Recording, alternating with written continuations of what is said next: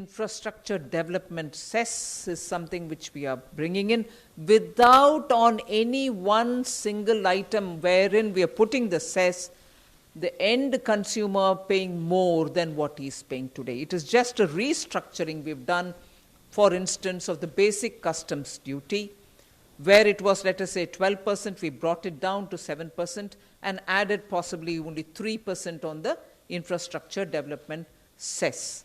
End of the day, the consumer has ended up paying that much only or less.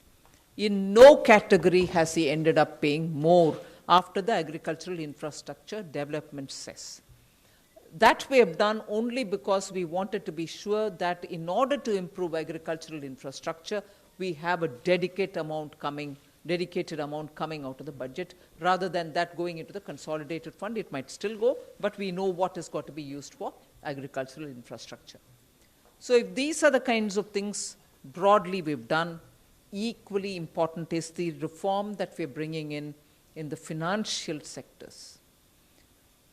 Disinvestment to continue, LIC to have IPO, insurance sector to have more in terms of opening up for 74% for FDI. These are very clearly steps, progressive steps in financial sector. Other than that, one major cry of all the banks have been the NPAs, for which we have been repeatedly giving capital infusion. In order that the bank books are cleared and cleaned up, we have come with an announcement of a formulation through which the NPAs will be culled out of the bank's books based on some formulation, not any discretion there. It goes to a holding company like structure, which after doing the necessary, sprucing up and also cleaning up and weeding out problems of that particular asset, will be through an open process, attract asset reconstruction companies which can come and bid for those assets. Even at that stage, after some haircut obviously, banks will get some money back to those NPAs, for which they only kept provisioning for the NPA, but didn't have the wherewithal to dispose them off legitimately. So we are giving that comfort to the banks.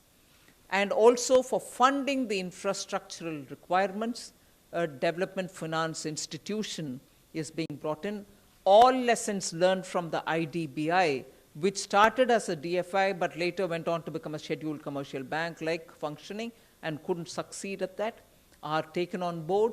So this DFI, even as it comes with about a 20,000 crore given by the government, which with a little more every now and then added, will eventually be used for raising about 5 lakh crores in a matter of next 3, 4, 5 years, is a formulation where when the law gets passed on that, we will still have an opportunity for the private sector also to set up their own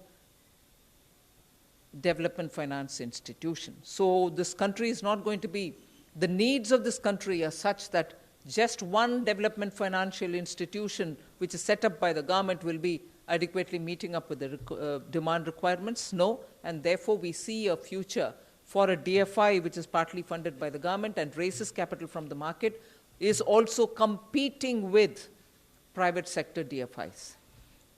Largely this much, but very quickly I'll move over to talking about how we have not lost the opportunity to clean up government's own books. I had started it in July 2019-20, continued it in February 20, and even now we have made accounts more transparent. Nothing is pushed under the carpet. You're showing. உடனுக்குடன் செய்திகளை தெரிந்து கொள்ள Sun news bell ஐகானை click பண்ணுங்க.